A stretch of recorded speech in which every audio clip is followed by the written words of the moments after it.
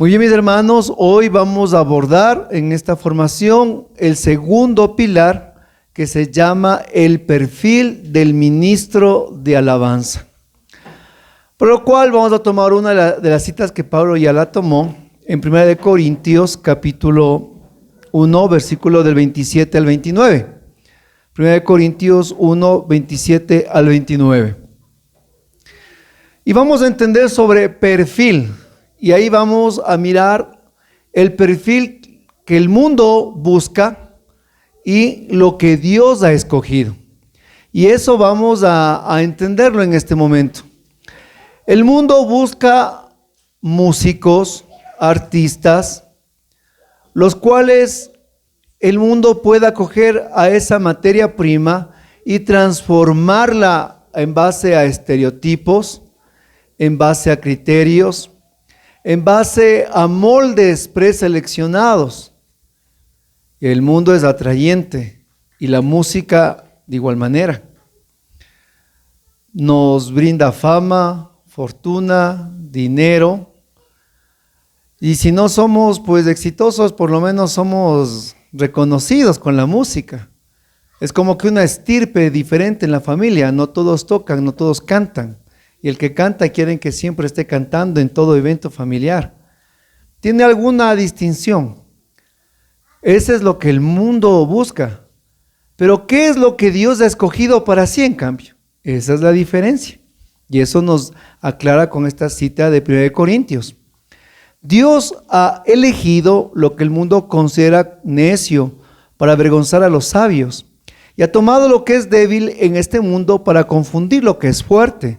Dios ha elegido lo que es común y despreciado en este mundo, lo que no es nada, para reducir a la nada lo que es. Así ningún mortal podrá alabarse a sí mismo ante Dios. Palabra de Dios. Palabra de Dios. Lo que Dios ha escogido es diferente al perfil que el mundo selecciona. Porque lo que el mundo selecciona son buenos músicos, o sea, no puede usted tener un rango menos que no sea profesional, sea afinado y tenga usted pues fama, belleza y fortuna, especialmente belleza.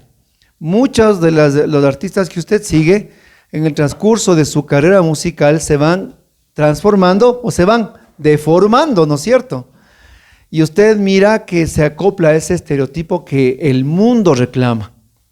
Pero Dios, en su infinita sabiduría y en la locura de la cruz, escoge para sí, llama para sí y toma para sí lo que el mundo en cambio considera. Vamos a ver los atributos que el mundo lo que el mundo considera, o lo que el mundo desecha, o lo que el mundo no quiere, o lo que el mundo no escoge.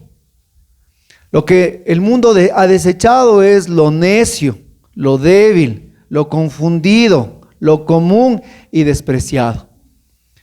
El mundo dice estos no me gustan, porque son comunes, son necios, son débiles, despreciados. No, gracias, estos a un ladito. Yo quiero esto de acá, dice el mundo. ¿Se acuerdan los tres enemigos que tenía el ministro de alabanza? ¿Cuáles eran? Mundo, demonio y carne. Entonces, entre esos enemigos dijo, estos son para mí. Y Dios dice, perfecto, porque a Dios le encanta tomar la piedra que desechan los constructores. Entonces, tú tienes que entender que si tú has sido escogido por Dios y tú eres un ministro de alabanza, entonces tú y yo tenemos estos atributos. ¿Qué te parece? Nosotros somos ante el mundo lo necio, nosotros somos lo débil, nosotros somos lo común y lo despreciado. Somos el pelo del ombligo, hermano. ¿Qué le parece? Eso es lo que nosotros somos. Lo que Dios ha escogido. Porque le encanta al Señor tomar este barro. ¿Con qué objetivo? Para avergonzar a los sabios, a los que saben mucho. Segundo, para confundir a los fuertes, a los aguerridos. Y a estos comunes y despreciados que somos nosotros, a esta nada, a esta crema y nata que no es nada, para reducir lo que sí es. ¿Con qué objetivo ha tomado a esta materia prima Dios? Para que ni tú ni yo, frente a Él, nos gloriemos a nosotros mismos. Porque ese es su propósito, tomarnos a nosotros del perfecto anonimato para mostrar su gloria a través de nosotros. Nosotros somos esa nada que el mundo ha considerado y nos ha puesto como centinelas de su casa al frente de la batalla para que Él sea glorificado, no nosotros. Porque un mal del músico es ese, el orgullo. El mal del músico, ¿qué es? La fama. El mal del músico, ¿qué es? El aplauso, el reconocimiento. Pero como nosotros no somos nada, como nosotros somos lo despreciado, lo débil, no estamos acostumbrados ni a la fama, ni a los aplausos, y peor aún, ¿verdad?, a que nos pidan autógrafos. No somos acostumbrados a eso. Así el Señor moldea fácilmente este barro para que Él pueda llevar su luz a las naciones. Entonces, al entender bien que cuál es el perfil que el mundo busca y cuál es el perfil que Dios ha escogido, ahora sí podemos avanzar en este tema. Y quiero que usted anote, y les felicito a los que están anotando, quiero que usted anote esta frase: siervo antes que músico. Siervo, y vamos a ponerle mejor los órdenes bien claros. Siervo antes que hijo, e hijo antes que músico. Siervo antes que hijo, e hijo antes que músico. Usted, para llegar a ser músico de Dios, usted primero tiene que pasar por dos crisoles. El entender que usted es siervo, comprender que es hijo, y después usted es músico de Dios. Para lo cual, vamos nosotros o póngale la cita, Lucas 15, 19. Lucas 15, 19 nos dice: ya no merezco ser llamado hijo tuyo, trátame como a uno de tus siervos. El tan discurso del hijo pródigo. Algo que el hijo menor le pide al padre es lo siguiente: una, no merezco ser llamado hijo. Y segundo, trátame como. Dígalo, trátame como. A ver, trátame como. Fuerte, ¿cómo? Dígale al que está a su lado: aprende a ser siervo. A ver, dígale. Pero dígale, aprende a ser siervo. Verán, el hijo pródigo entendió que es preferible ser siervo en la casa del padre que estar como esclavo en la casa de un amo malo. Prefirió ser siervo en la casa del padre, donde está la mesa, el pan, que comer las algarrobas de los puercos. Entendió, maduró, creció. Porque lamentablemente en la iglesia, hermanos, hay mucho hijo mayor. Mucho hijo mayor. Y mucho hijo mayor que es bueno. Porque ¿qué venía haciendo el hijo mayor? Trabajando, sucio, cansado. No es que venía haciendo nada, pero ese fue su error. Ese fue su pecado, el orgullo. El hijo mayor sufría ¿de qué? De buenitis, aguditis. ¿Cuándo le dijo? Le metió el dedo al padre. ¿Cuándo yo he desobedecido? Ni un cabrito me has dado para mis amigos. Y ese hijo tuyo, porque ya no es hermano de él, sino hijo tuyo, despilfarró tu dinero con prostitutas. Yo estaba aquí siempre, le dijo.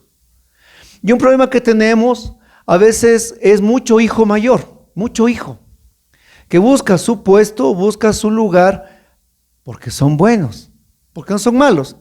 Y es verdad. Pero el problema es que nosotros, esto que Dios ha tomado, ¿verdad?, que ha escogido, ya sabemos qué es lo que ha escogido, tenemos que entender que nosotros tenemos que primero ser siervos. ¿Y quién es el siervo? Siervo es el que sirve. Entonces, ministro viene de la raíz servicio. Por eso hay que es ministro de Agricultura, ministro de esto, porque son servicios. Y cuando usted dice, Usted que es en el grupo oración, yo soy un ministro de alabanza. O sea, aquel que sirve en la gracia de la alabanza. Usted aprende a ser siervo. Dentro de una comunidad, el que canta no es el que le dan todo, sino el que sirve a los demás. ¿A imagen de quién? A imagen de Jesús. Él es el siervo. ¿Y cuál es la máxima expresión donde Jesús nos mostró que tenemos que servir? ¿Cuándo fue? ¿En qué noche fue? Donde se puso la toalla, el manto. ¿Y qué día fuese? ¿O fue el miércoles? ¿Están seguros? ¿Están seguros? Sí, allá Jueves Santo, muy bien. Y nos mostró lo que le dijo a sus apóstoles. Yo soy su maestro y señor, pero les doy el ejemplo. ¿Con qué ejemplo? Eso, entre ustedes. Entonces, el ministro, que es el servidor de la alabanza, es como el hijo menor, el que es siervo. Y es siervo entre sus hermanos y es siervo en su comunidad. Porque el ministerio no es el que se sirve de la comunidad, sino el que sirve a la comunidad. Porque cuánto ministerio mal ejemploso hay, que en vez de servir a su grupo, ellos se sirven de su grupo. Se sirven, y se sirven de muchas maneras, de muchas formas. Pero hoy tenemos que entender que por encima de ser músicos somos siervos. Y ese siervo nos enseña a ser verdaderos hijos. Preferible es ser siervo del Padre que esclavo del amo malo. Y nosotros hoy, al entonar nuestros cantos, nuestras alabanzas y al vivir este ministerio, nosotros tenemos que entrar al punto de ser siervos. Oigan, pero qué duro que es en este ministerio ser siervo. Porque, discúlpeme, pero hay un mal, y si es un mal, que el que me diga que no lo ha sufrido, es un mentiroso. Pero qué bueno que los dormidos están bien, ellos ni saben de qué estoy hablando, ¿no es cierto? El mal que a veces se sufre es el síndrome del protagonismo. Y este ministerio es uno de los síndromes primeros que uno sufre. Y no me diga, lanza la primera piedra al que no ha sufrido de una vanidad, de un orgullo, de un sentimiento de superioridad. Y a pesar de que tocamos solo la pandereta, hermanos, pero empezamos a creernos en verdad nosotros como que nos elevamos por encima del católico ordinario o por encima de los miembros del grupo oración, porque yo toco, porque yo canto, porque sin mí no se mueve el grupo, porque sin mi persona no desciende el Espíritu Santo. Y la cura para eso, hermanos, nosotros somos siervos. Ahora sí, nos entramos a la materia después de entender lo que somos y lo que Dios ha escogido. A primera de Samuel, capítulo 16, versículo del 17 al 18. Primera de Samuel, capítulo 16, del versículo 17 al 18. Y proclamamos la palabra de Dios. Saúl respondió a sus criados: busquen nomás un hombre que sepa tocar bien y tráiganmelo. Y un servidor, tomando la palabra, dijo: hace poco vi a un hijo de Jesé el belenita que sabe tocar, es valiente, hábil para la guerra, agradable para conversar, de buena presencia y muy favorecido de Yahvé. Palabra de Dios. Qué bueno que solo aquí, hasta acá llegó la unción, oigan. Palabra de Dios. Ya llegó hasta atrás, ¿no? Hasta el Inca ya llegó, ¿no es cierto? Muy bien. Vamos a desmenuzar, así como se desmenuza la harina en la mano, estos dos versículos, y vamos a sacar punto por punto el perfil del ministro de alabanza en 6 puntos.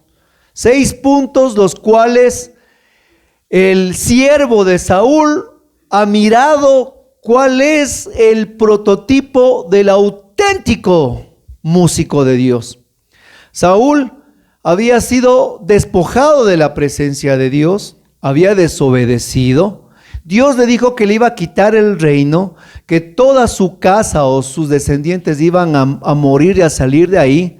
y que ya los ojos de él ya no estaban en Saúl. Y eso a Saúl le produjo una depresión, una locura en pensar que Dios ya no estaba con él. Piense usted eso, oiga, ya Dios no está conmigo. ¿Cómo usted se sentiría? Acabado, ¿verdad? ¿Ya para qué seguir? Y entonces, ante esos ataques que tenía Saúl, pide a sus criados: búsquenme a un hombre que sepa tocar bien y tráigame. Y este hombre, este servidor, da las características del músico de Dios. Y si usted pone la lupa del Espíritu Santo, no da el nombre de la persona, ni siquiera sabe cuál es su apellido. Lo único que sabe, hijo de quién es. Porque ¿saben qué? En el reino de los cielos, usted y yo somos hijos de Dios, antes que nada. Y eso es lo primero que nosotros tenemos que llevarlo como galardón. Dijo Juan: conviene que Él crezca, que yo disminuya. Y el principal y mayor logro de un ministerio será cuando nosotros desaparezcamos del frente y Cristo haga la obra en la comunidad. Ni siquiera nos dice el nombre. Nosotros sabemos que es David, porque desde el libro de Samuel habla de David. Pero aquí, buenos días, buenas tardes, el perfecto desconocido. Dios es acostumbrado a sacar del anonimato para gloria de su nombre. Así que usted tranquilo, si no le llama Hollywood, ¿no es cierto? No se preocupe. Mientras nuestros nombres estén escritos en el libro de la vida, tranquilos, que lo demás no necesitamos. Primer atributo, dijo: sabe tocar. Y solo como referencia quiero dar lectura al Salmo 33:3. Cantarle una canción nueva, tocad con destreza y dad voces de alegría. Salmo 33:3. Cantadle una canción nueva, tocad con destreza y dad voces de alegría. Algo que les distinguía a David es que él sabía tocar, que entonaba bien. Y esto quiero toparlo brevemente, hermanos. Podemos ser muy ungidos, pero si nuestra guitarra está desafinada y estamos nosotros desacompasados, la unción llega hasta la primera banca. Ejemplo, vino la hermana Glenda acá al Ecuador y todo el mundo estaba, la hermana Glenda fascinado, le trajo Radio María. Ella había pedido un pequeño auditorio. Radio María dijo: traigamos a más gente. Y de repente alquilaron todo el coliseo de la Salesiana, me parece que fue la católica, la católica, ahí estuvo. No, estoy inventándome. Y Radio María lo que hizo fue coger los equipos que ellos tenían de amplificación. Ya para unas 3,000 personas, hermanos, ya usted tiene que pensar en una buena amplificación. ¿Qué pasó ese día? Como sacaron sus equipos, la primera, segunda fila, los de alrededor lloraban. Los del resto no entendían nada. Puro eco. Nada. Puro ruido. Y la desesperación de ellos para que se oiga también atrás, alzaban el volumen. ¿Y sabe qué pasaba? ¡Pi! ¿Y qué pasó con el concierto?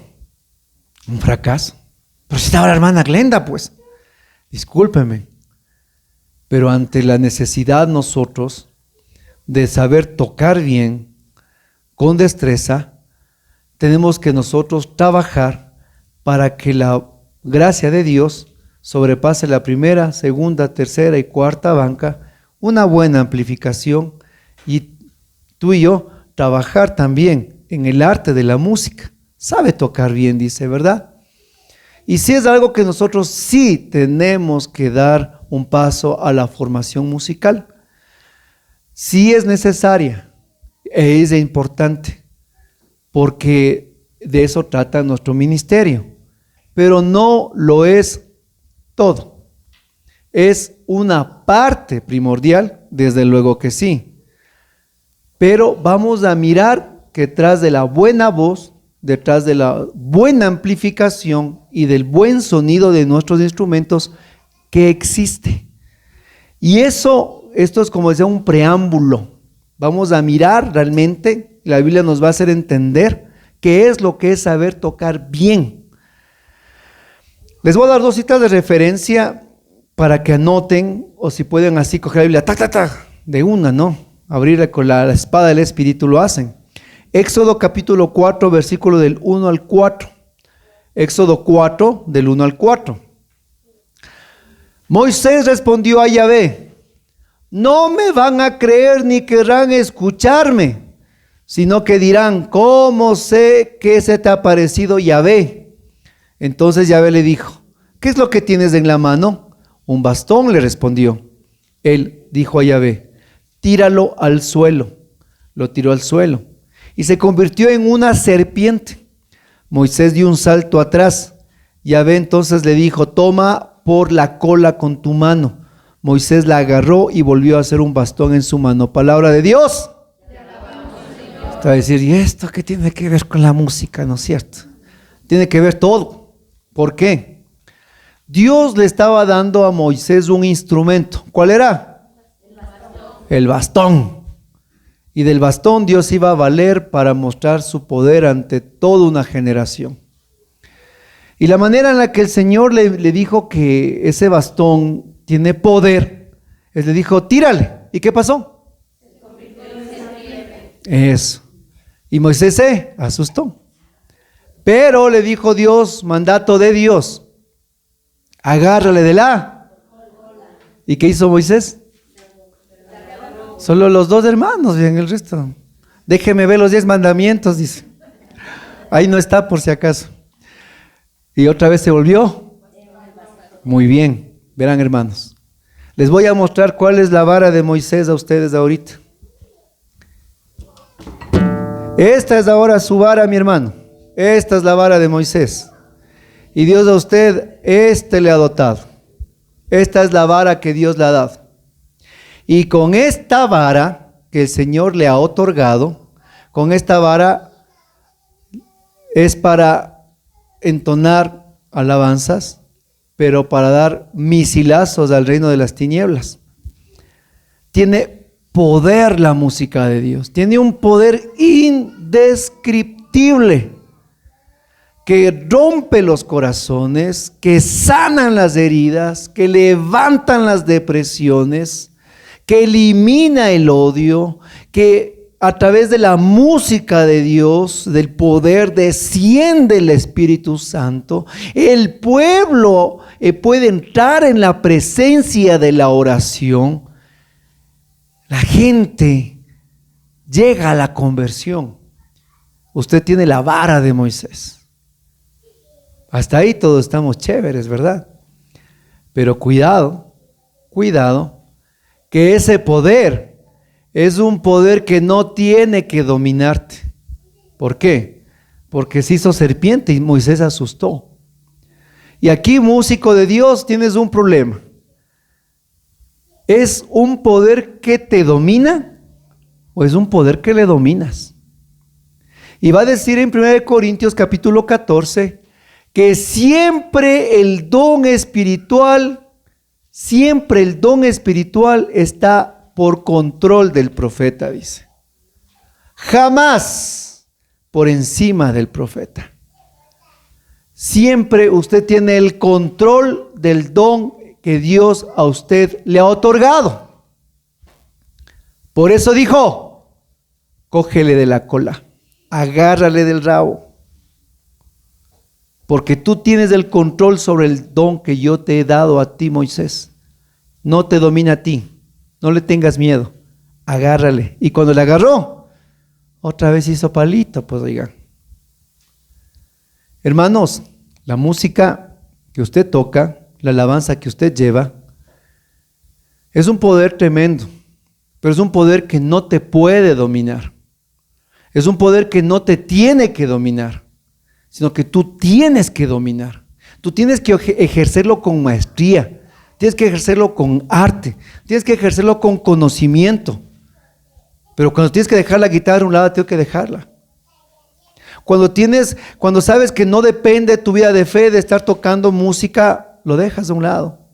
Cuando sabes que no entra primero la guitarra, después entras tú, has entendido que eres siervo y no músico.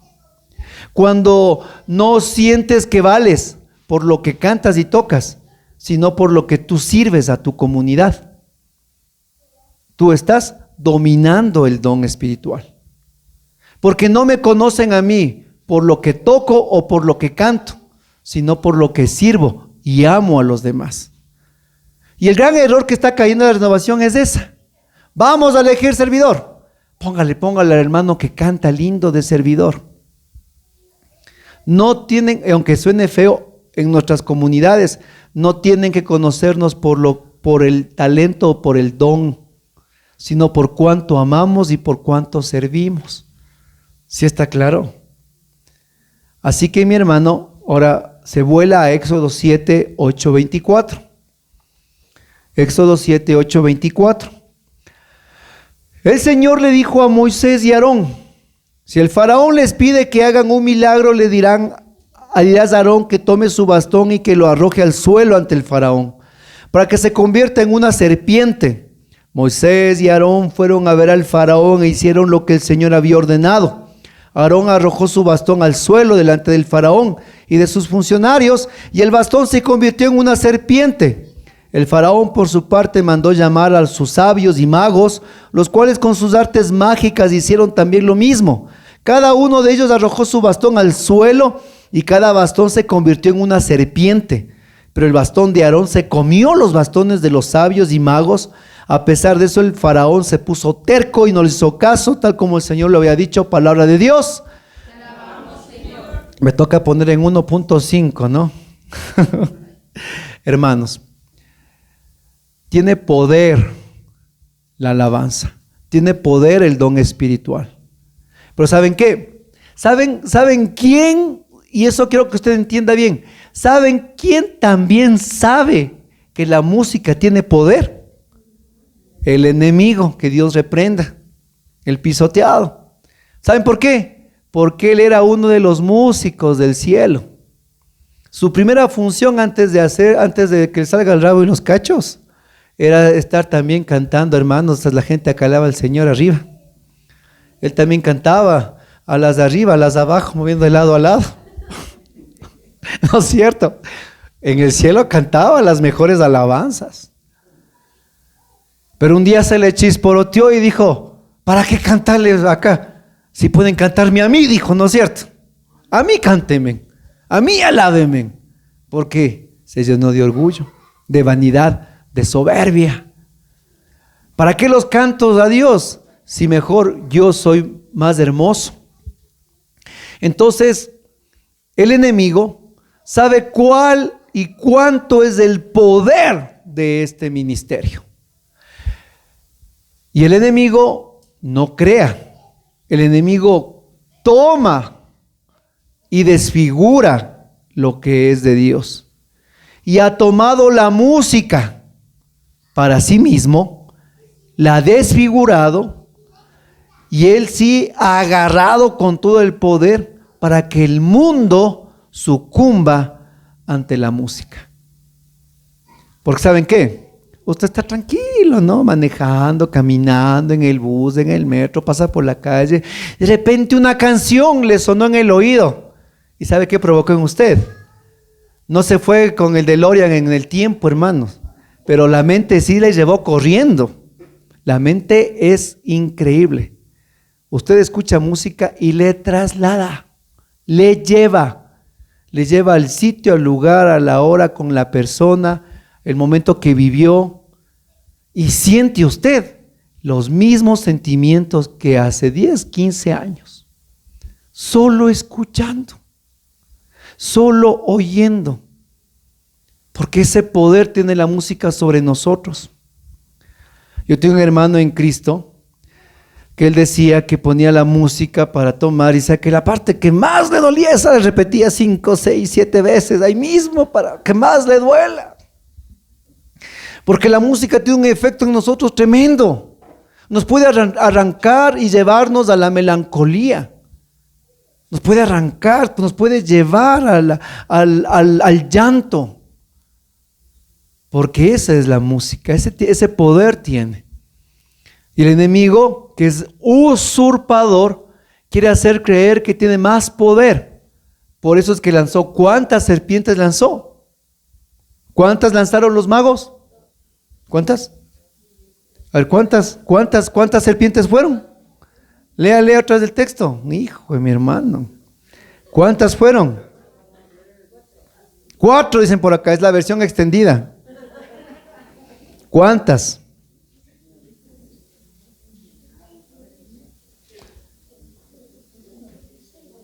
Seis, acá dicen, vean.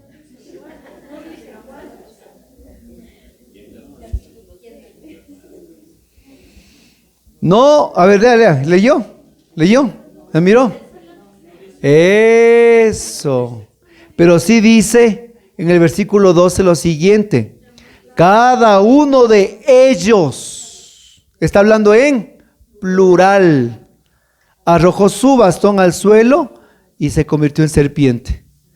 No nos dice cuántas, pero sí nos dice que eran bastantes, muchos. Y eso es lo que nos quiere hacer creer el demonio, el mal, que es más poderoso, que tiene mucho frente a nosotros para que caigamos. Pero ¿qué dice la palabra de Dios? Pero el bastón, la serpiente que Aarón botó, les devoró a toditas, sin miedo. ¿Se da cuenta? Porque ese es el poder original que Dios ha dado. Y usted, mi hermano, tú, mi hermana, tú que estás aquí, Dios te ha otorgado ese poder. Y es un poder tremendo. Y que tienes que estar consciente del don espiritual que Dios te ha otorgado. Y que tienes que manejarlo con prudencia, con sabiduría y con conocimiento. Y que tienes que entender que te ha escogido y te ha puesto por encima de su pueblo para que a través de ti se trague la depresión, se trague la melancolía, se trague el pecado, porque son varias serpientes.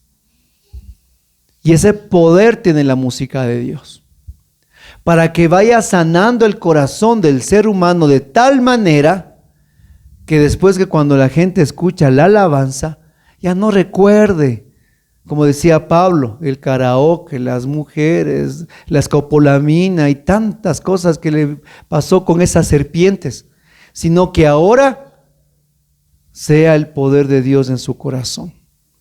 Pero recuerda que es un don que dominas o te domina. Y estás llamado a dominar cada uno de los dones espirituales. Estás llamado a tú a dominar. Y para terminar este punto, cuidado, mis hermanos. Cuidado con que el Espíritu me arrebató. No le eche la culpa al Espíritu Santo. De repente, hermanos, están orando y empieza la tembladera de manos y empieza a doblar al otro. Pensé que era epiléptico. Y me acerco y le digo, hermano, ¿qué te pasó? Es que el Espíritu Santo, dice, entra y empezó a temblar, a sudar. Y le digo, ¿es del Espíritu Santo o es tu exageración humana? Fácil echar al pobre Espíritu Santo, echamos la culpa. No puede defenderse. Él solo nos recuerda, porque es su función. Pero nosotros no podemos decir que el Espíritu Santo es el que nos hace temblar, botarnos, lanzarnos, darnos la vuelta, porque eso, hermanos, no es de Dios, definitivamente. Dios es un Dios de orden y de paz. Y ustedes, músicos, están llamados a dar orden y paz en sus comunidades. No, hermano, por favor. Por eso es que el don, usted le domina. Usted domina el don. Sí, mi hermano, agárrale del rabo a la serpiente, que otra vez en sus manos se vuelve a hacer palo. Amén. Amén. Segundo punto, dijo que este cantante, este servidor de Dios es valiente, dice. Por lo cual miramos en Daniel capítulo 3, versículo 51. Daniel 3, 51. Entonces los tres a coro se pusieron a cantar, glorificando y bendiciendo a Dios dentro del horno. Palabra de Dios, te alabamos, Señor. ¿De quién está hablando aquí? De Daniel. Ustedes saben que ellos no se postraron ante el ídolo de Nabucodonosor, que era de oro, y el pago a eso era ser quemados vivos en el horno. Y Daniel con sus dos amigos entraron, y de repente ese fuego que devoraba a 25 metros de distancia, vio el rey que entre los tres había uno que parecía hijo del hombre, dice. Pero estos tres que estaban en el horno hacían algo. Ellos alababan a Dios. ¿En dónde? Dentro del horno. El segundo punto de un perfil de un ministro de alabanza dice que es valiente. Y es valiente para cantar dentro del horno, para alabar como Pablo y Silas, apaleado, desnudo, con grilletes en manos y pies, en la cárcel, para alabar al Señor en medio del dolor, del sufrimiento, de la angustia. Lo que pasa es que nosotros pensaríamos que para alabar a Dios siempre todo tiene que ser chévere, lindo, sin problemas, 0 kilómetros. Pero la Biblia nos enseña que un ministro de alabanza tiene que alabar en medio del horno de la purificación. ¿Qué dice en Sirácides capítulo 2? Si te has decidido servir al Señor, prepárate para la prueba. Así como el oro es acrisolado, así aquel que ha dispuesto a servir a Dios. Y nosotros que somos adoradores, es parte de el contrato ser valientes para poder alabar en el horno de la tribulación. Y eso hago eco un testimonio, un recuerdo que le pasó a mi hermana Clarita. Ella, cuando cursaba su trasplante de médula, cuando le dio leucemia, y estaba ella viviendo momentos muy dolorosos, estaba en una ala de muchos enfermos. Dice que por la fuerza de la quimioterapia, ustedes saben, no solo se les cae el pelo, se les caen las uñas, se les cae todo. Pero mi hermana ahí, en el momento del mayor sufrimiento, de dolor, de incertidumbre también, porque no es que usted sale ileso, hay muchas consecuencias y muchos en el camino se iban quedando. Me contaba mi mamá que cuando ella estaba así, ella llevó su guitarra y ahí en el ala donde estaban muchos enfermos de cáncer y de tantas enfermedades, ella cogió su guitarra y comenzaba a cantar paz en la tormenta, a hacer grupo de oración con el resto de enfermos que sufrían igual y peor que ella. Y me contaba mi mamá que iba un señor, decía que tanto era la bilirrubina que se le subió, como canta Juan Luis Guerra, pero de veras. Dice que era como Hulk, dice, era todo verde. Y que llegaba caminando con los sueros, con los monitores y con todo, al rato que hacían el grupo de oración ahí. Y mi hermana, con las uñas que se le estaban saliendo por la quimioterapia, ella tocaba la guitarra y cantaba y oraba para que los demás tengan alivio y descanso en el Señor, cantando paz en la tormenta. Nosotros pensaríamos que solo es el gozo de saltar, de brincar. Otros por lo menos mueven patita por aquí, manita por aquí, rabito por aquí, que en eso han quedado los ministerios. Y estamos llamados, hermanos, a alabar a Dios en medio del horno. Qué difícil, qué duro, qué imposible le vemos eso. Y para rematar, mi hermana sufre primer trasplante y no se le remite la enfermedad. Necesitaba un segundo trasplante. Si en el primero casi se muere, ¿qué será en el segundo? Pues oiga, ella no quiso, se resistió, pasó un tiempo. A la final, si hacía el segundo, se moría. Se fue a hacerse, después de esto hablo en el transcurso de los años. Volvió, parecía que la enfermedad se remitía. Todos empezamos a sacar la champaña y dar gloria a Dios. Y de repente en el tiempo, se le aparece un tumor en la cabeza. Un tumor grande. que tenía que ser urgentemente extirpado. Y para rematar, en el momento más doloroso, ahí el marido le bota, se fue, se va. Me acuerdo que estaba en el hospital, aquí fue la operación en el Achecam, y fui un día a visitarle y le digo, Carita, te quedé viendo y le digo, ¿cómo soportas esto? Le dije. Me quedó viendo y me dijo, no sé, pero solo sé que Dios es mi fortaleza. Y me dijo, así de una, ¿te quedas o te vas? Me dice. Digo, ¿por qué? Porque empezamos el Santo Rosario con todos los enfermos, me dijo. Yo me quedé así, loco, me quedé sin palabras, porque ella ya estaba evangelizando ya nuevamente con los demás enfermos. Y el día anterior a la operación, por la gracia de Dios, hubo muchos sacerdotes que le conocen y querían darle la comunión, muchos ministros. Y pues fue uno, fue otro. Y mi hermana llegaba y decía, no, esperen, yo ya recibí. Aquí hay más enfermos, decía ella. Empiecen a darles. Y comenzaron a recibir los demás enfermos también la Eucaristía. Y yo me quedé con el corazón sin saber decir y entender que ella que tocaba, ella que alababa, trasladó ahora al horno de la enfermedad, al horno de la prueba. Y nosotros estamos llamados a llevar nuestra alabanza también al horno, mi hermano. Pero ¿sabe qué pasa? Pasan cosas maravillosas. De eso me acuerdo que orábamos por mi hermana, y la operación se demoró como 11 horas. Le hicieron firmar un cuadro donde decía que se puede quedar parapléjica, del cuello para abajo, podía quedarse ciega, sorda, muda, podía morir en el camino. Era una operación tremendamente complicada. Pero se puso a orar todos los hermanos, la renovación, los grupos, frente al Santísimo. Me acuerdo que aquí en esta casa vinimos aquí al Santísimo a orar el ministerio. Orábamos, y salió después de las 11 horas de operación. Y después de eso, el doctor le dijo, hable, vea, oye, mueva las manos, mueva los pies. Sí, dijo todo, consciente, recuerdos, todo. El doctor mismo dijo, esto es un milagro.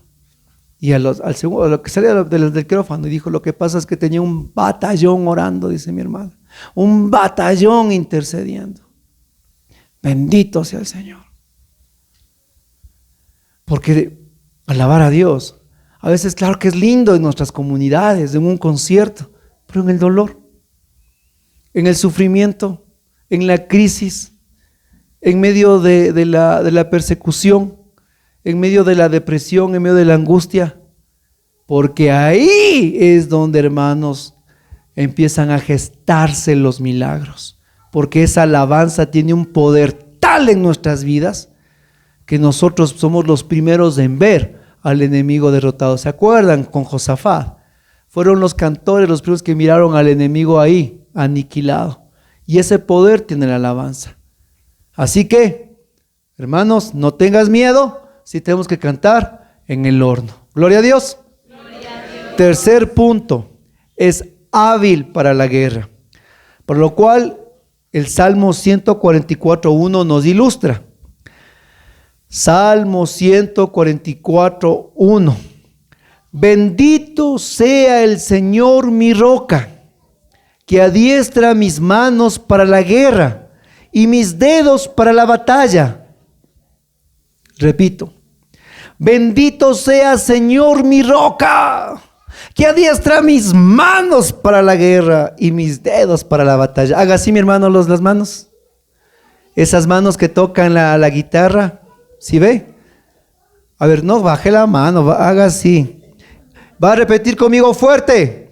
Bendito sea Señor, mi roca, que adiestra mis manos para la guerra y mis dedos para la batalla. Denle un aplauso al Señor. Porque estamos en guerra. Ya les dije. Pero esa guerra, hermanos, no es una guerra que vamos a ser derrotados. sino que la victoria ¿de quién es? Diga fuerte, ¿de quién es la victoria? De Cristo Jesús. ¿De quién es la victoria? ¿Y dónde lo venció? Más fuerte, ¿en dónde? Ahí está ahí es la victoria. Ahí es la victoria. Ustedes y nosotros lo único que tenemos que soportar son las batallas, porque la victoria ya está dada.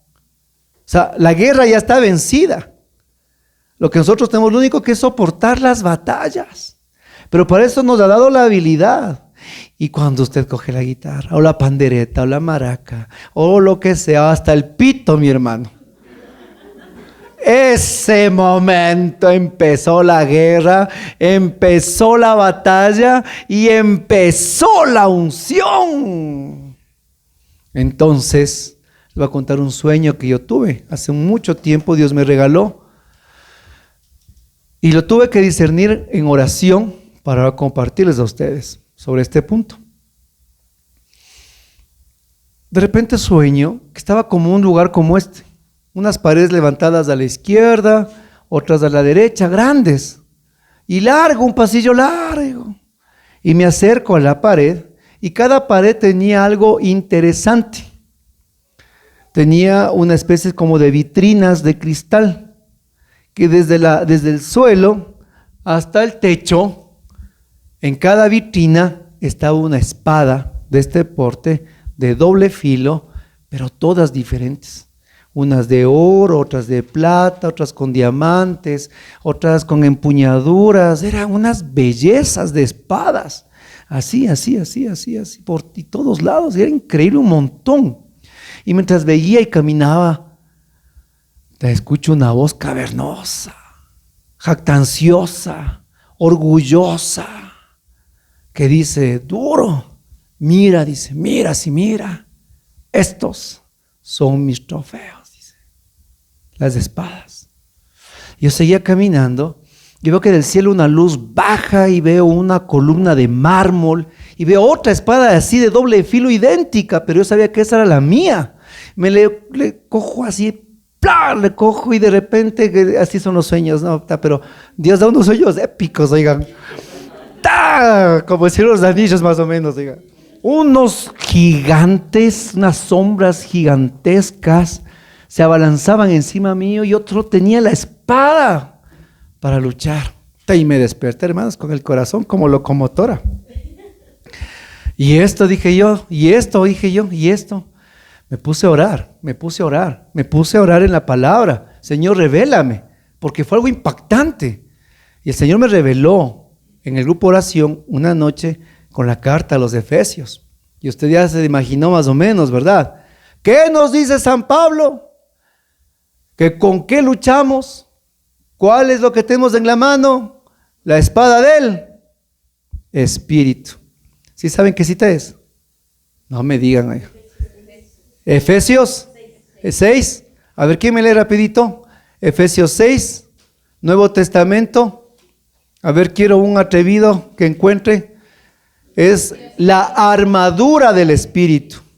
Y dice al final, dice San Pablo, a ver, Efesios 6, capítulo 6, Efesios, dice, y por último revístanse. A ver, qué pasó.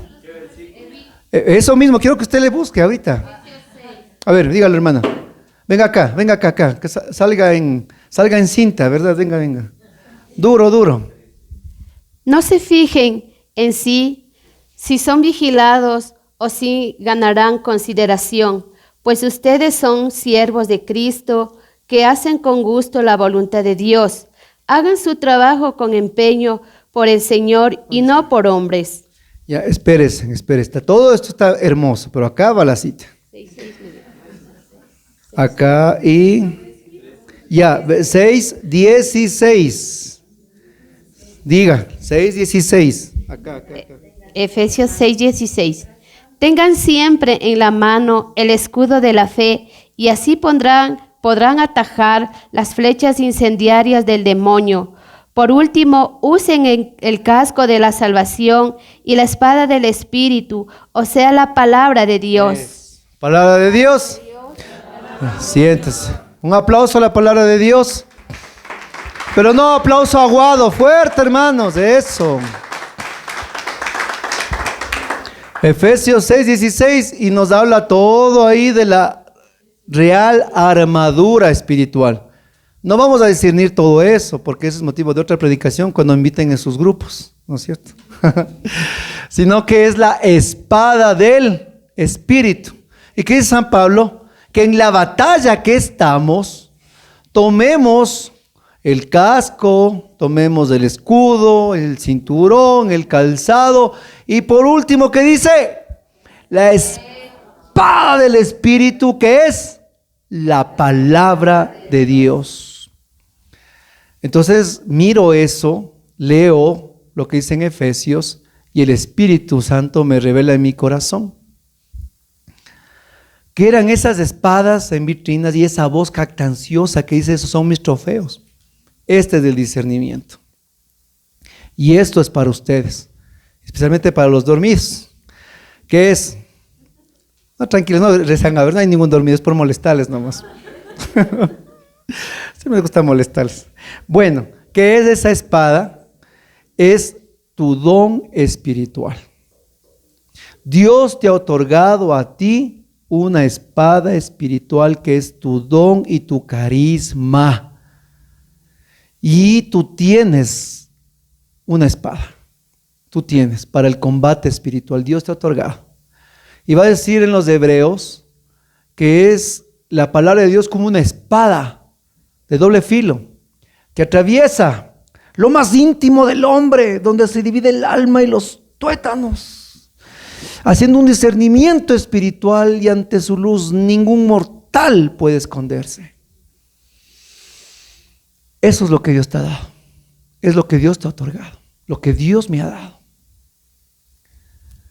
Pero cada vez que nosotros somos ganados por la pereza, por el pecado, y no utilizamos nuestro don para la gloria de Dios, ¿sabe qué pasa?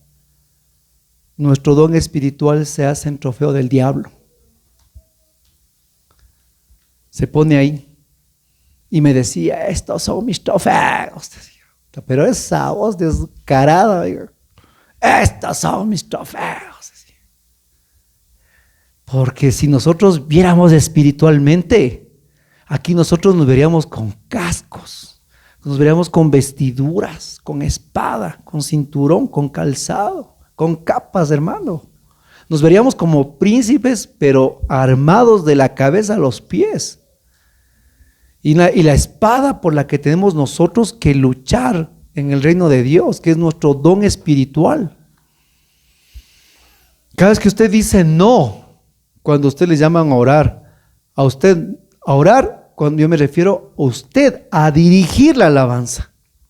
Cada vez que usted se niega a un trabajo espiritual, cada vez que usted prioriza sus cosas, escoger la espada y decir: ahí está la espada. Entonces yo estaba recién en el ministerio de alabanza iniciando. Y nosotros cada Navidad íbamos con nuestro ministerio en ese entonces a cantar en el albergue San Juan de Dios. Y pues bueno, como son buenos esos días de tráfico, llegamos justo a tiempo, con unos 20 minutos los nuevos, oiga. Y todos los que tocaban y llevaban metidos en el tráfico y no podían llegar. Y todo el albergue lleno, la gente.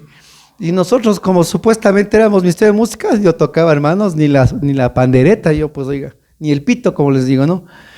Ya dicen, ya, toquen, ya está lleno el salón, dice, está lleno. Y en verdad, yo no sabía ni qué hacer, oiga, estaba solo agarrado a la música de mi servidor, perdón, y la guitarra de mi servidor. Y asustado, digo, ¿y ahora qué hago? De repente, entre la cara de susto que estábamos entre tres, sale una señora que estaba entre los que ayudaban. Disculpe, dice, ¿qué les pasa? Le contamos. ¿Puedo yo tocar? Me dice. Entonces me quedo. ¿Y usted quién es? Dice, yo tocaba en un grupo de oración, dice, una señora, jovencita. Así como más o menos mi hermana, una jovencita, simpática y todo, ¿cierto? Así. con su esposo, igualito que el Damián. No eran los mismos. Y dice, déjeme a mí. Tenga, le dije. Tenga, yo no podía hacer nada. Estaba recién empezando. No sé si le ha pasado a usted eso. Nos pasa a todos. Y no, pues ella agarró la guitarra. Hermanos, increíble el carisma. Empezó desde el primer ran, ¿no? Y empezó a cantar, y empezó a alabar, y empezó a mover, y toditos, y fue una cosa increíble. Y emocionado, bonito. Y no llegaban, pues nunca llegaron los del ministerio. Y al final que se terminó, ella, o sea, se transfigura la cara, brilla como Moisés. Y gracias, me da la guitarra. Le digo, gracias, le digo. ¿Y usted en qué grupo de oración está? Le digo. Y ahí se le bajó. Yo, lo que pasa, dice, es que a mi marido no le gusta, dice. Y por lo menos, dice, en estas fechas salimos a hacer algo, dice. Y se acabó y se fue. No le he vuelto a ver nunca más, hace más de 25 años. Siempre sea así en alguna asamblea, algún ver ese rostro. No le he visto nunca más. Porque dicen Romanos que el don que Dios nos ha dado es irrevocable. Dios te puede quitar todo, menos los dones que Él te ha dado. Son irrevocables. Son irrevocables. Te los da para toda tu vida. Y yo miré en esa tarde eso. Estaba el don en ella. Y era increíble. Pero ¿qué pasa después cuando el mundo, las preocupaciones, ¿se acuerdan? Creció la semilla y creció entre cardos en el Evangelio. Se ahogó. Cuando la pareja, la persona, el enamorado, el conviviente, pues lo que sea, no le gusta. Y qué raro fenómeno es en la renovación, que en vez de que le traigan, le sacan. ¿No es cierto? ¿Se ha visto? No me estoy inventando. Aquí estoy lleno de líderes aquí. Y ellos dan ciencia cierta, no sé por qué. Y saben, cuando preferimos del amor pasajero, nosotros vamos dejando la espada ahí. Y ahora es trofeo del diablo. Simplemente es eso. Quiere que su don, su carisma, la espada que Dios le ha dado ahora sea el diablo el que diga, ese es mi trofeo. ¿Quiere eso usted? No, ¿verdad? No. Entonces tome la espada del Espíritu, mi hermano, y a batallar. ¡Gloria a Dios! Dale el aplauso al Señor. Cuarto punto, agradable para conversar. Colosenses capítulo 4, versículo 6. Colosenses 4, 6.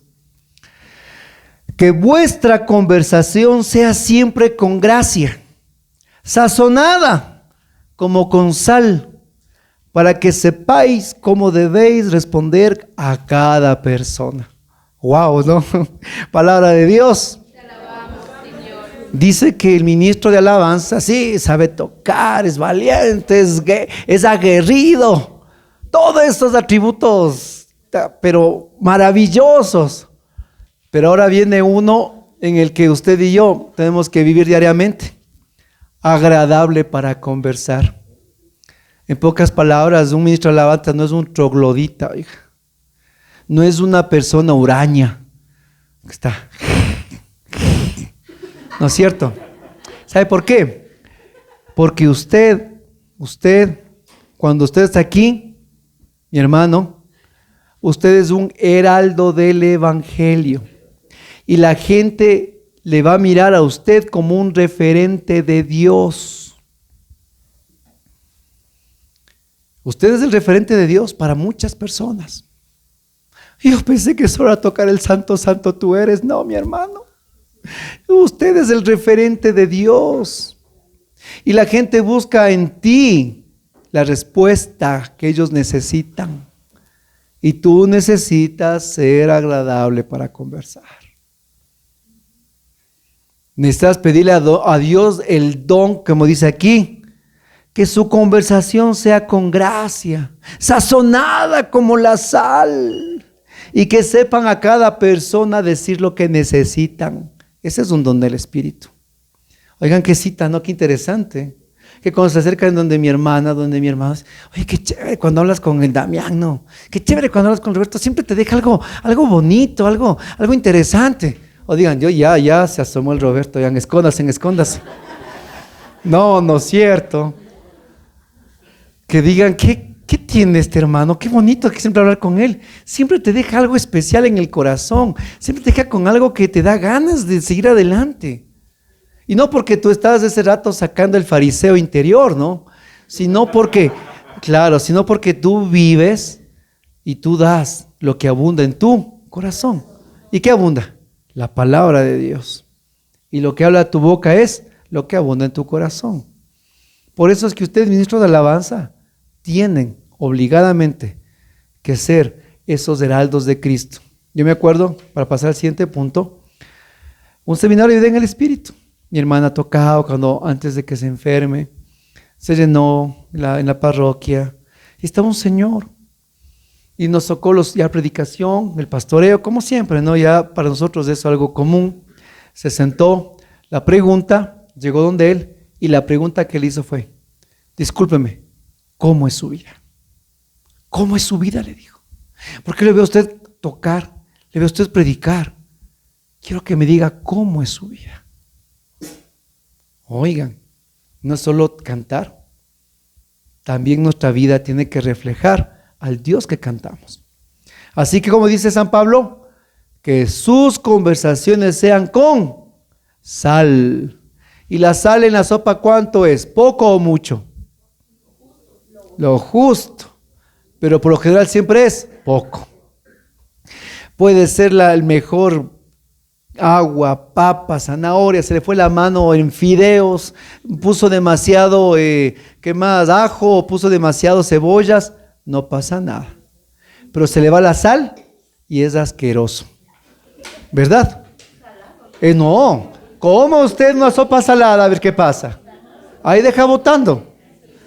Si nuestras conversaciones son con sal, usted tiene que ponerlo. Dígalo, lo dijo, me gustó la palabra, lo justo, sabiduría para abarcar a las personas en Cristo. Una palabra es suficiente y usted evangelizó. Lo justo, no tampoco deja a la gente salada. Uy, ya viene otra vez. Y eso pasaba con una hermana que dice, ahí viene la virus, me dice, de la renovación, ahí viene la virus. ¿Por qué le dice así? Es que como manda las cosas, dice, a los WhatsApps, dice. Le pusimos de apodo la virus, dice. O sea, sal un poquito, ¿no? Un poquito, con gracia, dice, ¿verdad? 5, de buena presencia, y vamos acabando.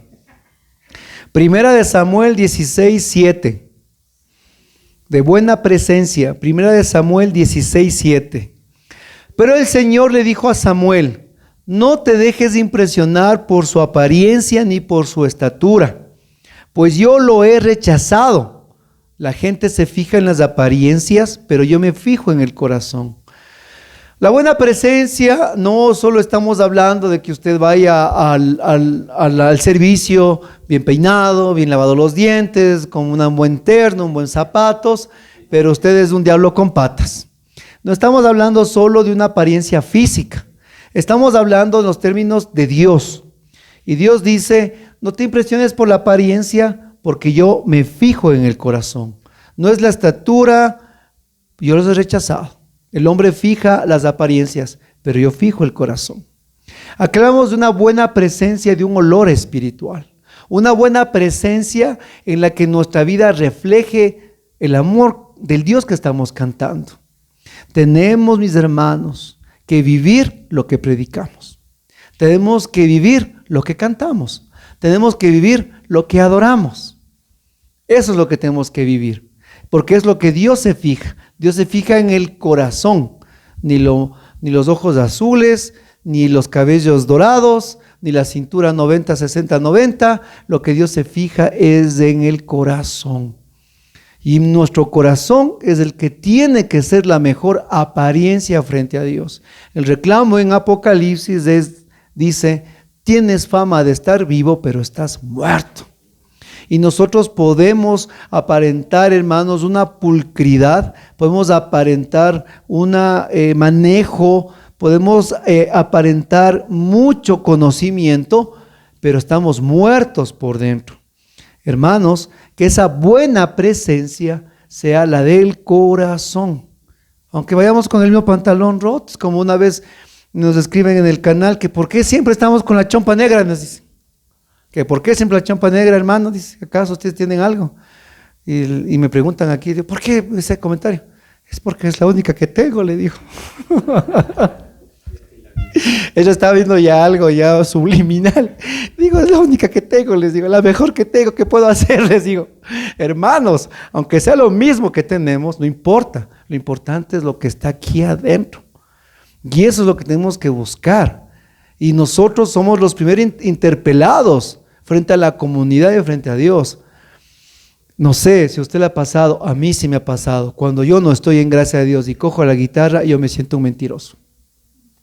Me siento un mentiroso total y el cual yo necesito urgentemente la confesión. Amén. Sexto paso es el último. Y muy favorecido de Yahvé. Primera de Samuel 16:13. Entonces Samuel tomó el cuerno de aceite y lo ungió en medio de sus hermanos, y el Espíritu del Señor vino poderosamente sobre David, desde aquel día en adelante.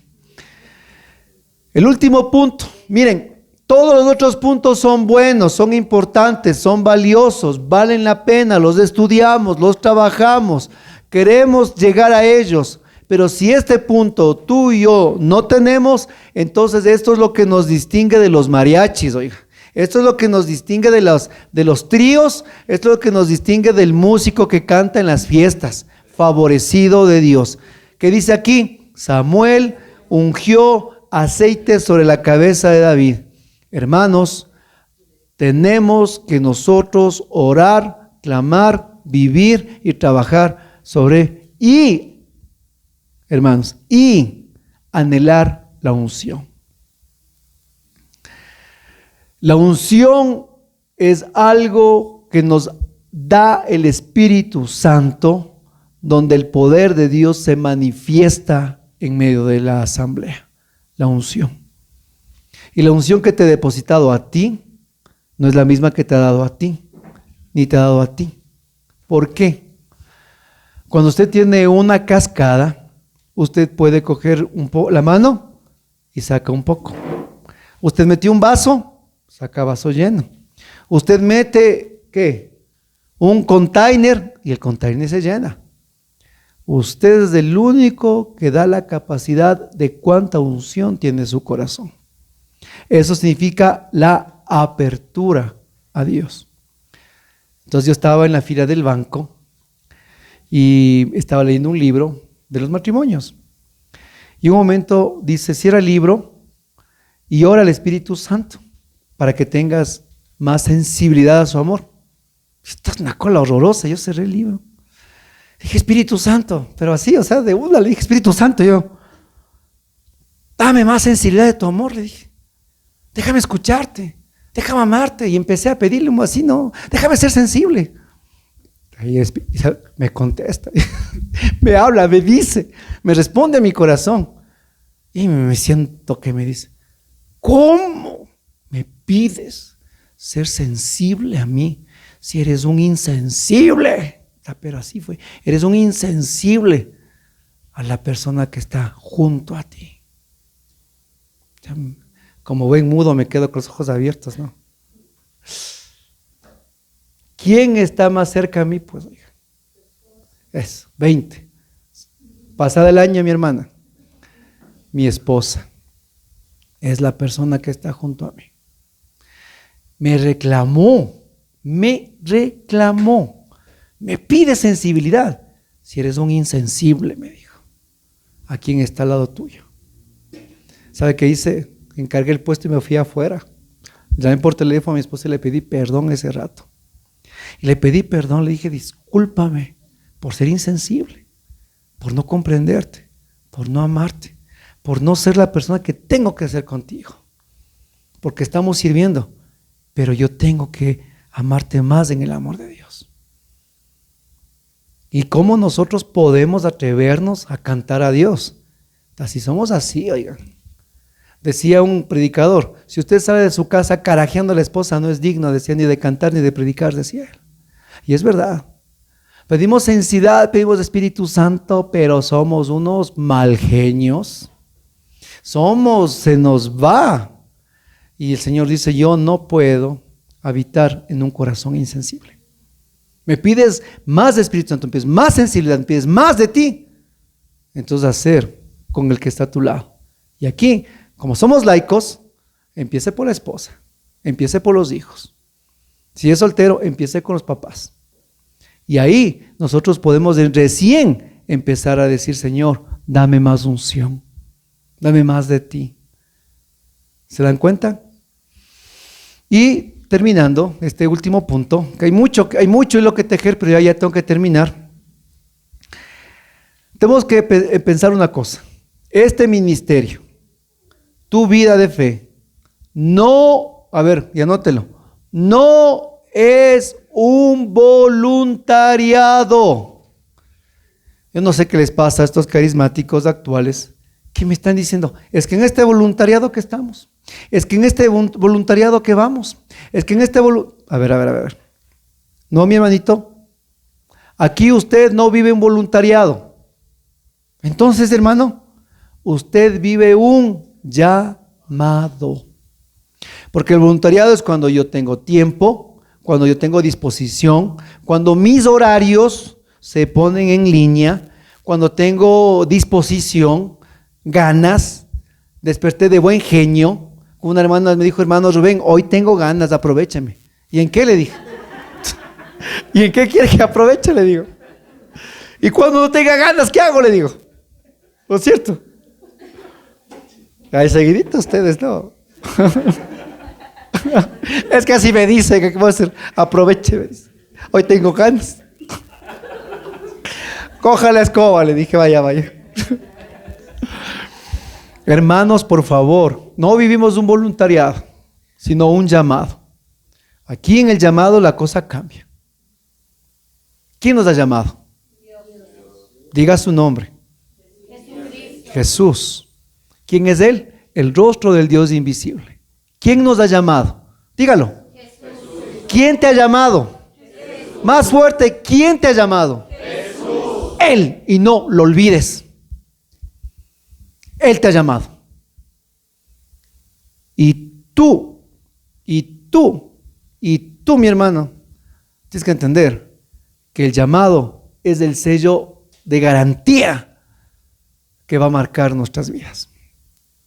El llamado es lo que distingue totalmente de todas las voces del mundo. Porque mis horarios se alineen, tenga ganas, no tenga ganas, esté con flojera, esté con barriga dolida, esté con familiares enfermos, esté con visitas, esté con cualquier cosa. Jesús me ha llamado. No es mi voluntariado, es un llamado. Y el llamado es por 3 años. El llamado es eterno. Eterno. ¿Y saben qué? Y eso quiero que usted piense, y con esto terminamos. El enemigo, Luzbel, ¿a cuántos ángeles del cielo corrompió? Dice en Apocalipsis, ¿cuántos? Exacto, la tercera, cuarta parte del cielo, ¿verdad? Si usted hace un círculo y hace usted el dichoso pastel, usted saque las 3/4 partes. Exacto. Fue el 75% en términos más entendibles. El 75% de música celestial se cayó. Que es una barbaridad. Más fueron los corrompidos de los que lucharon. Y ayer fueron los días de los arcángeles, ¿verdad? ¿Saben qué? Las bancas del cielo se quedaron vacías. Ustedes y yo tenemos que ir a llenarlas. ¿Qué le parece? Amén. Gloria a Dios, el aplauso al Señor. Más fuerte, gloria a Dios. Más fuerte, gloria a Dios. Gloria a Dios.